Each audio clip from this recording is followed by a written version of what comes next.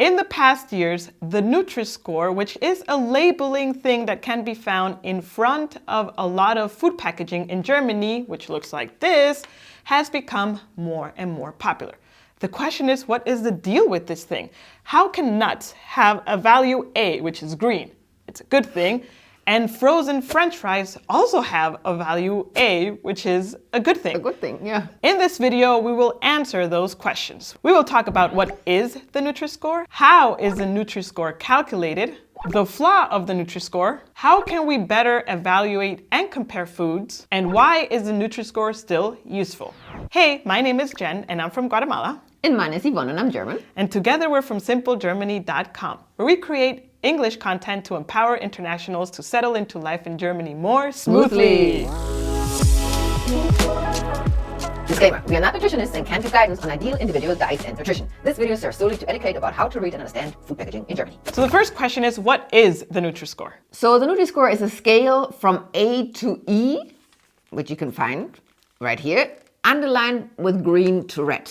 The A, which is underlined in green, signifies the highest nutritional quality, and E signifies the lowest nutritional quality. Now, by having it so prominently on the front of packaging, it aims to bring transparency to nutritional quality of foods, because it's really in your eyesight when you look at the shelves in the supermarket. And the creators of the Nutri Score say that in long international studies, it's actually proved that people choose healthier options because or with the help of the Nutri Score. And why do I say the creators? Because the Nutri Score is actually invented in France, and Germany adopted it in 2020 amongst other European countries such as Spain, Belgium, Luxembourg, and the Netherlands. Now, this is a voluntary label that companies can choose to put in front of their packaging, meaning it's not mandatory for everyone. The only exception is that supplement products and alcoholic drinks with more than 1.2% of alcohol cannot put this label in front of their products. Like a lot of things in this world, the Nutri Score was introduced with a lot of good intentions. However, in our opinion, the Nutri Score does not tell the whole picture, and it's not enough to make a decision whether a product is nutritional or not. So how is the Nutri Score calculated? To calculate the Nutri Score and put a letter on its packaging, there's different nutritional ingredients that are taken into account. Some positive and some negative.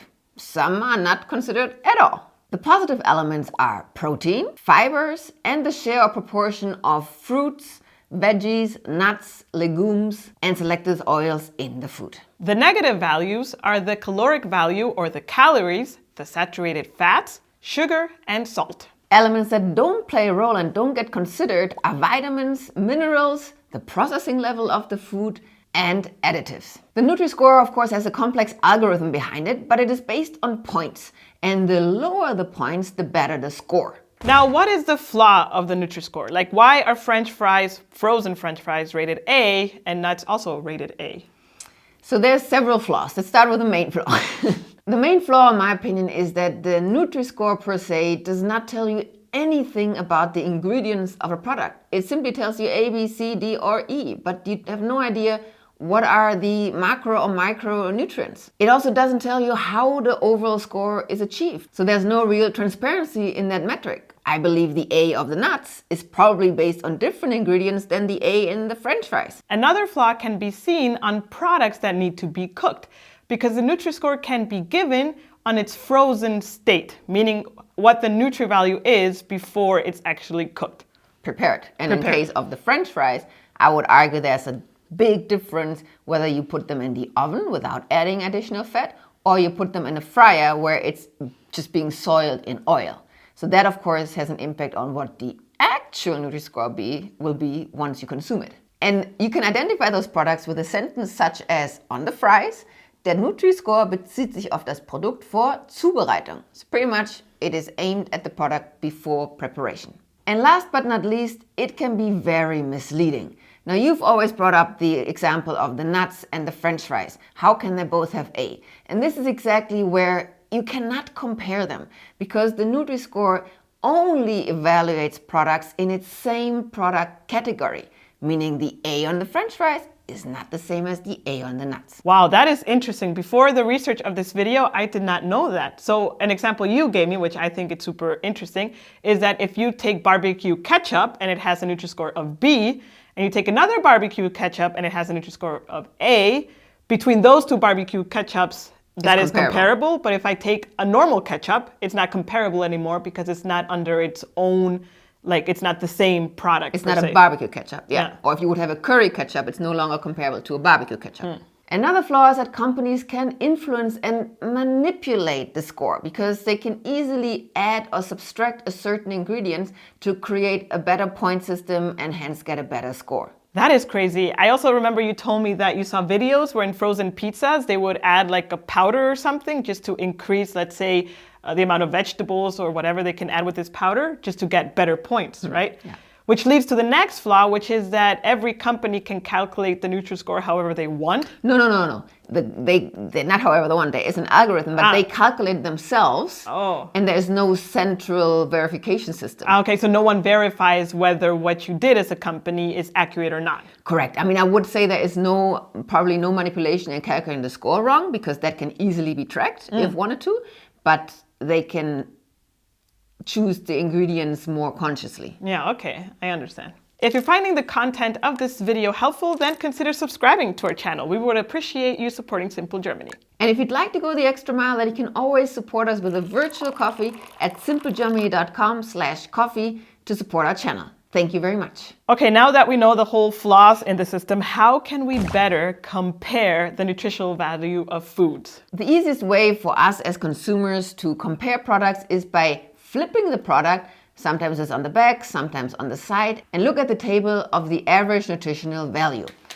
On our nut example here, we flip it and up here have a table that reads durchschnittliche Nährwerte.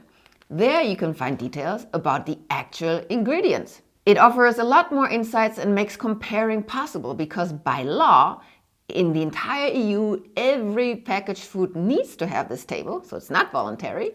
And it also needs to show always the 100 gram or 100 milliliter amount. So it's really comparable. So we have an example prepared for you, and that is taking 2 Knusper mueslis from Dr. Oetker, which are the same product, but one has less sugar than the other. One has Nutri Score A and the other one has Nutri Score C. When looking at those two products next to each other on the shelf, the Nutri Score can help us think or identify that the product with A is probably healthier than the product with C.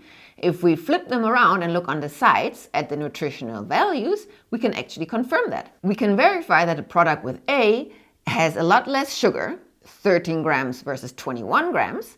It has double the fiber, 14 grams versus 7.7 grams. It has less salt, 0.42 grams versus 0.53 grams.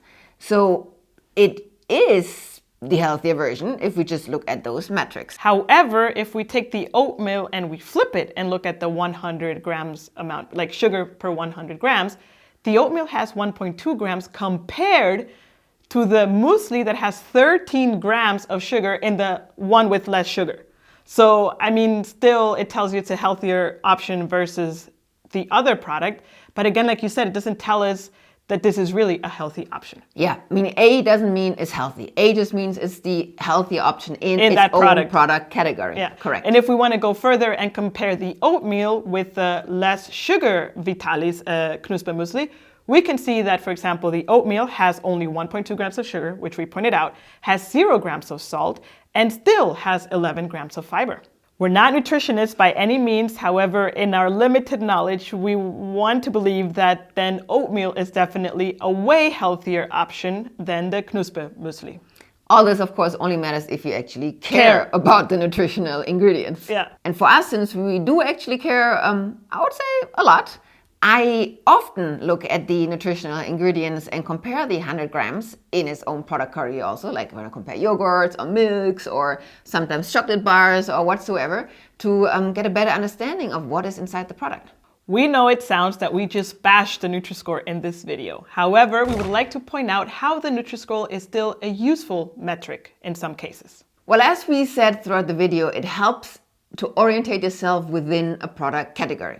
Again, let's look at the cereal example. There it really is useful if you want Knusper muesli to make a fast, easier choice for a healthier option. More importantly, in our opinion, it raises awareness about healthy nutrition and whether you should ever pay attention to what's inside or not. Again, if you care, but If you see that label and you wonder what it is, at least you're one step closer of thinking about nutritional value. And another thing is that companies started changing their formulas for food to actually be healthier in general. I know we mentioned the frozen pizza example with a little bit of powder. However, not all companies kind of like hijack the Nutri Score that way, right? We also want to believe in this world. Companies really made an effort to make their food really more nutritional, with more nutritional quality than if the Nutri Score wasn't there. Yeah, to get a better score, because at the end of the day, it's a great marketing tool for them as well. Although the nutritional value of food is important, the emotional value plays a massive role as well.